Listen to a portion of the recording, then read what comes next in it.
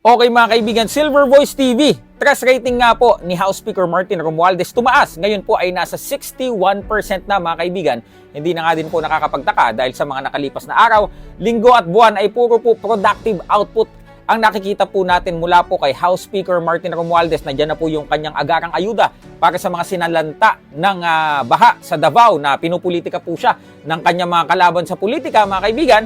At yung iba pa po niyang ginagawang pamimigay ng mga ayuda sa ilan pang bahagi ng bansa mga kaibigan. Basahin po natin ito mula po sa official Facebook page ni House Speaker Martin Romualdez. Sabi dito, I am deeply humbled and grateful for the Filipino people for their continued trust and support as reflected in the recent Okta survey. With a trust rating of 61%, the results show majority of our citizens have confidence in our efforts to lead and serve the nation effectively. These ratings remain statistically unchanged from the last quarter of 2023, demonstrating stability and underscoring our unwavering commitment to advancing the welfare of our countrymen and pushing forward with our legislative agenda.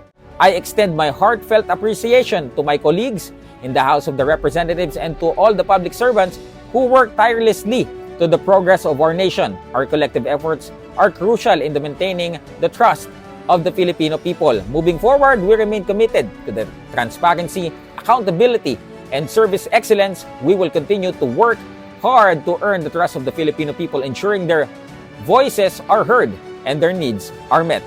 Thank you for your continued support and trust. Together, we will be stronger, more prosperous Philippines. Yan po ay mula kay House Speaker Martin Romualdez. So sana po, sana po ang iba po nating mga politiko, mga lingkod bayan, ay tularan po natin si House Speaker Martin Romualdez sa kabila po ng mga tumutulig sa kanya, yung mga kalaban niya, bato lang ng bato ng putik sa kanya mga kaibigan. Siya po ay tahimik na nagtatrabaho, talaga pong positive and productive output po ang kanya pong pinapakita. Nakikita lang natin at napapanood mga kaibigan ang kanya pong mga positibong ginagawa para po sa ating mga kababayan na higit na nangangailangan. Tinututukan po ang mga problema ng bansa at hindi po puro pamumulitika, hindi po puro talaga yung kanyang hidden agenda or personal agenda sa ibang may mga balak tumakbo sa mga susunod na eleksyon na puro nasiraan sa kanilang mga competitor. Si House Speaker Martin Romualdez po ay iba.